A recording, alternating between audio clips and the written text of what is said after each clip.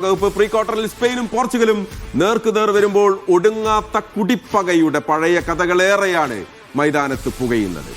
Nations league ഫൈനലിലേറ്റ തോൽവിക്ക് പലിശ സഹിതം പകരം ചോദിക്കാൻ സ്പാനിഷ് പട വരുമ്പോൾ സിരകളിൽ പ്രതികാരവുമായി പോർച്ചുഗീസുകാർ സജ്ജമാണ്.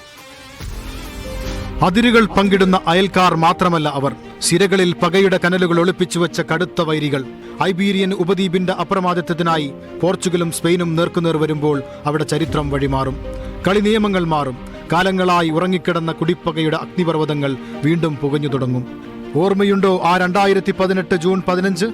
ശ്വാസമടക്കി പിടിച്ച സോച്ചി സ്റ്റേഡിയത്തിൽ സ്പെയിനിന്റെ തരംഗത്തിൽ പോർച്ചുഗൽ തകരുമെന്ന് കരുതിയവർക്ക് മുന്നിലേക്ക് സർവ്വസൈന്യാധിപനെ പോലെ അവൻ അവതരിച്ചു. Cristiano Ronaldo.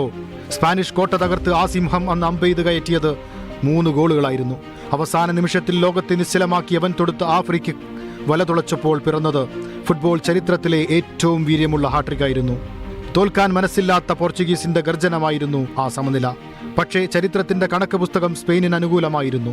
41 തവണ അവർ നേർക്കുനേർ വന്നപ്പോൾ 18 തവണയും വിജയം സ്പാനിഷ് പടക്കൊപ്പമായിരുന്നു. വെറും 7 വിജയങ്ങൾ മാത്രമുണ്ടായിരുന്ന പോർച്ചുഗീസുകാരെ അവർ പലപ്പോഴും ചരിത്രത്തിന്റെ തണലിൽ നിർത്തി പരിഹസിച്ചു. എന്നാൽ കാലം കാത്തുവെച്ച മനോഹരമായ കാവ്യനിധിയുണ്ടായിരുന്നു.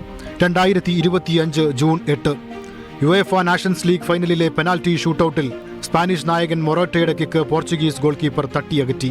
ഒടുവിൽ റൂബൻ നെവസിന്റെ നിർണായക കിക്ക് സ്പാനിഷ് കോട്ട തകർത്ത് വലയിലേക്ക് ഇരച്ചു കയറിയപ്പോൾ പലിശ സഹിതം പ്രതികാരം വീട്ടി പോർച്ചുഗൽ കിരീടം വാനിലേക്കുയർത്തി. ഇതാണ് പോർച്ചുഗൽ സ്പെയിൻ പോരാട്ടം. ഇത് വെറുമൊരു കളിയല്ല, മാഞ്ഞുപോകാത്ത മുറിവുകളുടെ, തീരാത്ത പ്രതികാരത്തിന്റെ, മൈതാനങ്ങളിൽ ചോരയും കണ്ണീരും കൊണ്ട് എഴുതപ്പെട്ട മഹാ അധ്യായമാണ്. ഇനിയും ഒരു യുദ്ധത്തിന് അവർ നേർക്കുനേർ വരുമ്പോൾ പഴയ ഓരോ തുള്ളിച്ചോരക്കും അവിടെ പ്രതികാരത്തിന്റെ പുതിയ കഥകൾ ജനിക്കുക തന്നെ ചെയ്യും.